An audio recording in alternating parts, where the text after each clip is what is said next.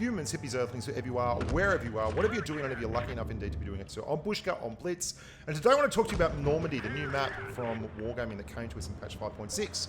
It's a map that I saw a long time ago. It was a map that was actually a kind of side project in the free time for one of the guys who was doing the map design thing, and they really couldn't get it balanced. It was a really hard map to balance, so I wasn't ever particularly hopeful of seeing it in the light of day or in the game itself. But it turns out that the guys at Wargaming really can make a map these days, because I think Normandy is the best map they've ever made. Now that's a big call, but I think this map is absolutely the best map that they've come across. And I'm going to tell you why. And I'm also going to say, it's not a hot take, but I had Thane on the Twister Cup. Thane Lehman, the head honcho, and he was talking about how they tested 10 on 10 battles and bring more people into the Blitz theatre. And Normandy feels like a step in that direction for me. If you were going to tell me, name the map most likely to handle a 10 on 10 battle well, this to me feels exceptionally tailored towards that kind of an ideal. And I think that would be a wonderful thing for Blitz to do, and I think it's something they should definitely be exploring. And it's a map that has just an absolute buttload of amazing little spots. This is my favourite spot on the map right here, on the far flank, the far eastern flank. You can get side shots into everyone as they push through the middle. And if you're in a medium or something, you can push on up from here. But there are so many spots like this all over the map that depend on team position and team location. And not only that, it's an incredibly important map historically. The Normandy invasions and the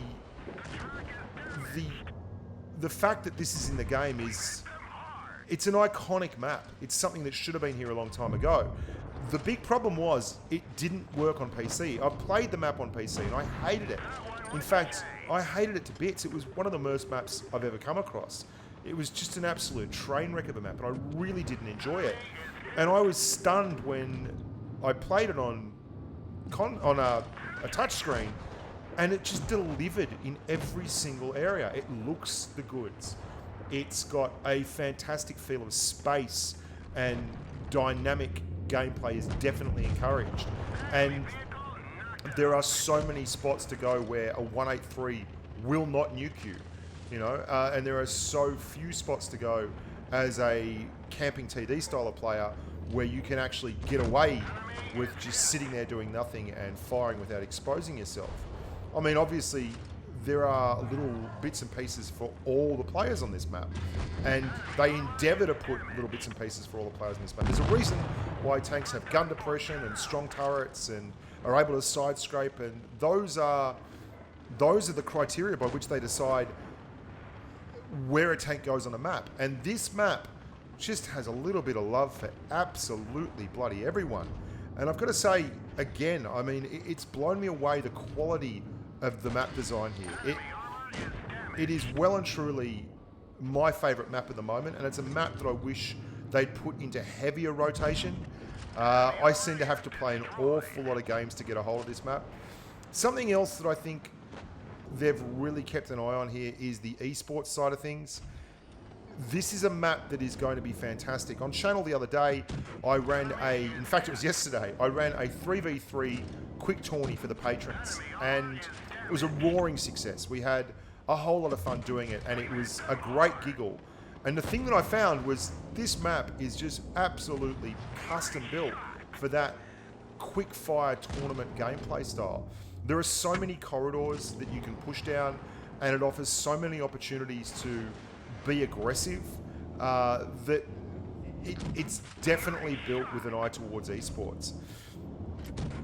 I mean, people love Castilla. I find Castilla to be the most undynamic and, you know, camping encouraging map in the game. You get 183s and other TDs just hanging out on hills doing nothing. And I mean, this map is just poops all over that kind of stuff. There is a lot of heavy work that can be done around the cap circle. There indeed is a real threat of capping out if the teams all go in one corridor down towards the beach and ignore that cap circle area there. You can certainly defend it well. The plane that crashes in the middle causes all kinds of troubles if you've got a big heavy that just sneaks up into it. And the TDs can support from all over the place. Rocks like this allow capable players to, in a pinch, develop a crossfire and support their tanks. Look, if this map is the way that Wargaming develop their maps from here on in, I think we are in a very good place.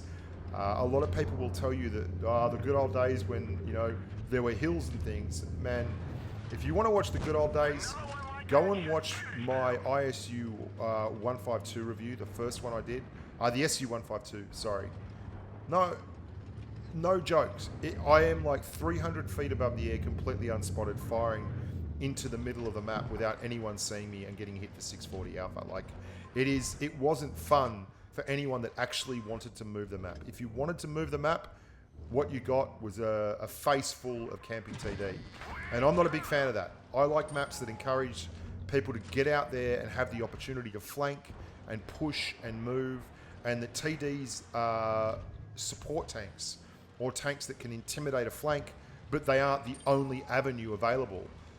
And for that, I salute Wargaming tremendously. And I also want to thank the patrons who provided all this footage for me to use so that I could actually, you know, get something decent, because it was taking me such a long time to get a hold of footage of the map. It just wasn't coming up in rotation often enough. And it was a real punish to, here's this spot again. I love this spot. Getting out on this flank, and if anyone pushes this flank, you get to smash it, and then if there's no one there, you can do a quick snap straight through the middle of town and pincer. I really, really think this. I mean, you can see this 140. That is far too aggressive, even on a map that offers as much cover as this. But this is obviously from the early days of the map, and the meta hasn't really been set yet. I'm going to be very interested to see where the favoured spots are. I think after this video, my little spot over here is going to become a very, very popular tourist destination. But for all that, I don't think that it's an absolutely unbeatable area or an unbeatable spot. It just isn't. I would like to say that there's something negative about the map, but I can't, because I love the thing. I absolutely love it. The only thing I could think of is that if you're in a situation where you're chasing a tank down at the end of the day, it can be very, very difficult to get a hold of them.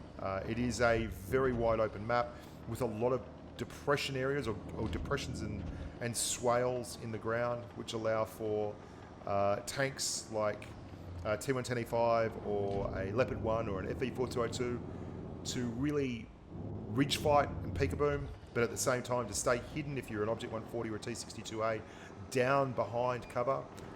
All in all, it's just it's such a great map to play on.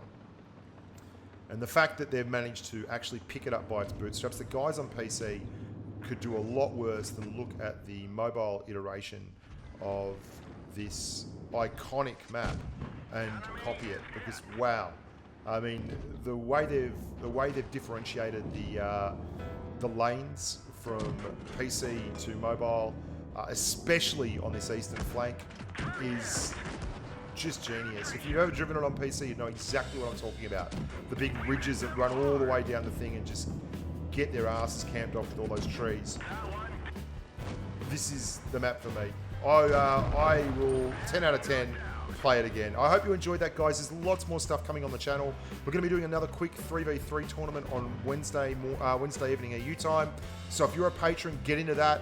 And if you want to join in those festivities, the Reaper rooms, the 3v3 tournaments, the chat, the Telegram chat, the Discord channel, just the general shenanigans that goes on with all the other idiots and myself, then patreon.com/Bushka on Blitz is the ticket for you. Other than that, look after yourselves, stay safe out there, and as Christmas approaches, make sure you be nice to Santa Claus, or you know, you won't get anything. And if you don't like Christmas, then I can't help you. Until next time, bye for now.